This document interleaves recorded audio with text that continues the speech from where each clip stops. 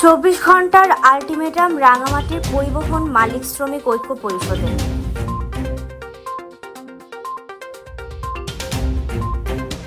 রাঙামাটি শহরে শুক্রবারের সন্ত্রাসী ঘটনায় ক্ষতিগ্রস্ত পরিবহন সমূহের ক্ষতিপূরণ ও পরিবহন শ্রমিকদের নিরাপত্তা নিশ্চিত করার দাবিতে আহত ধর্মঘটের নেতারা প্রশাসনকে 24 ঘন্টার আলটিমেটাম দিয়েছে।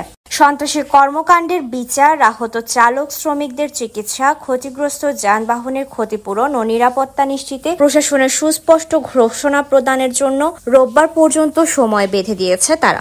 যাত্রী ও মালবাহী যানবাহন সংশ্লিষ্ট সকল সংগঠনের সমন্বয়ে গঠিত মালিক শ্রমিক ঐক্য পরিষদের ডাকে শনিবার সকাল থেকে এ ধর্মঘটের ডাক দেয় তারা। বাস, ট্রাক, সিএনজি ভাঙচুর, চালক শ্রমিকদের কুপিয়ে ও পিটিয়ে আহত করার প্রতিবাদ ও ক্ষতিপূরণের দাবিতে ধর্মঘটের ডাক দেয় তারা। ধর্মঘটের একদিন হয়ে গেলেও প্রশাসনের পক্ষ থেকে কোনো ব্যবস্থা না নেওয়ায় বিক্ষুব্ধ শ্রমিকরা হতাশা প্রকাশ করেছেন।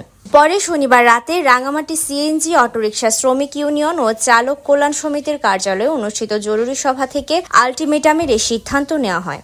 সিএনজি অটোরিকশা শ্রমিক ইউনিয়নের সভাপতি পরেশ মজুমদারের সভাপতিত্ব ও সাধারণ সম্পাদক মিজানুর রহমান বাবুর সঞ্চালনায় অনুষ্ঠিত সভায় ট্রাক মালিক সমিতির সাধারণ সম্পাদক আব্দুর রহিম আকাশ, যুগ্ম সম্পাদক Shahriar Adnan Fahim, truck mini truck pickup শ্রমিক ইউনিয়নের সভাপতি ATM Hasmatullah, mini truck pickup মালিক সমিতির আহ্বায়ক অলোকপ্রিয় চৌধুরী রিন্টু, সদস্য সচিব নূর জামাল হাওলাদার, কার মাইক্রোচালক শ্রমিক ইউনিয়নের অর্থ সম্পাদক দিদারুল আলম, মোটর মালিক সমিতির সমন্বয়ক সালাউদ্দিন, সিএনজি অটোরিকশা সমিতির সহসভাপতি আবুল কালাম চুঙ্গু, ট্রাক শ্রমিক ইউনিয়নের যুগ্ম সম্পাদক মোহাম্মদ জামাল উদ্দিন, বাস শ্রমিক ইউনিয়নের সদস্য মোহাম্মদ আলমগীর সহ অন্যান্যরা উপস্থিত ছিলেন।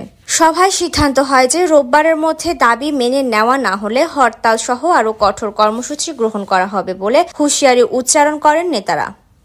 Desk report, CHT TV।